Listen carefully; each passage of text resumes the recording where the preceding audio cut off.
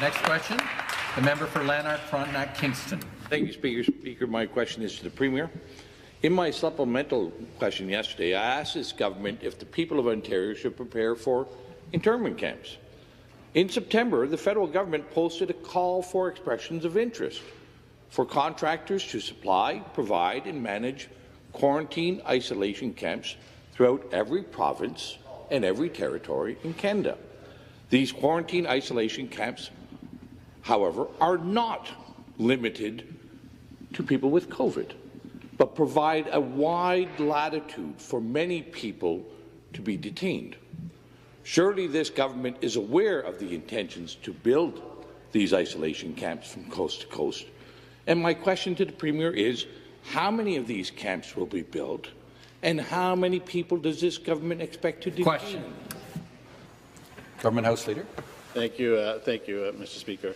It is very true that when people leave the country and when they come back in, that the province is suggesting, and the federal government, in cooperation with the federal government, we are suggesting that people isolate themselves. That has been a practice that has been very successful, not only here in the province of Ontario, but across Canada. And we will, of course, be redoubling our efforts to make sure that the people of the province of Ontario remain safe, Mr. Speaker. So if the member is referring to the fact that that one of the public health policies is that when you return from a jurisdiction outside of the province of Ontario or from another country, that you isolate yourself for 2 weeks, I would suggest that has been a good policy that has been working. In fact, this House has been doing the same thing since we came back.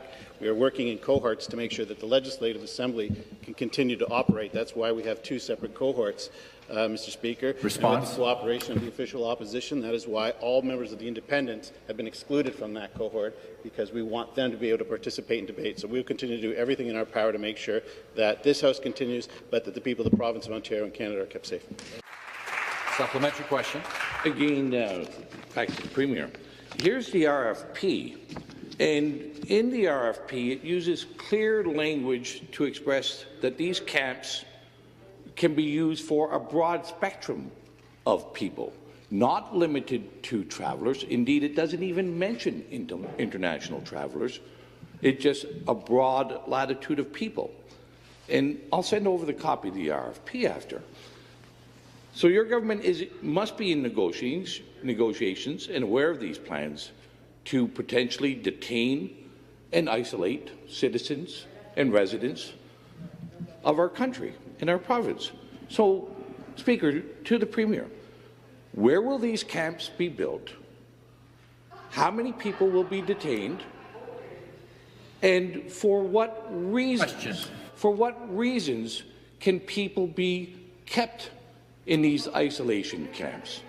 And I'd like to have the Premier assure the people of Ontario. Member, take a seat.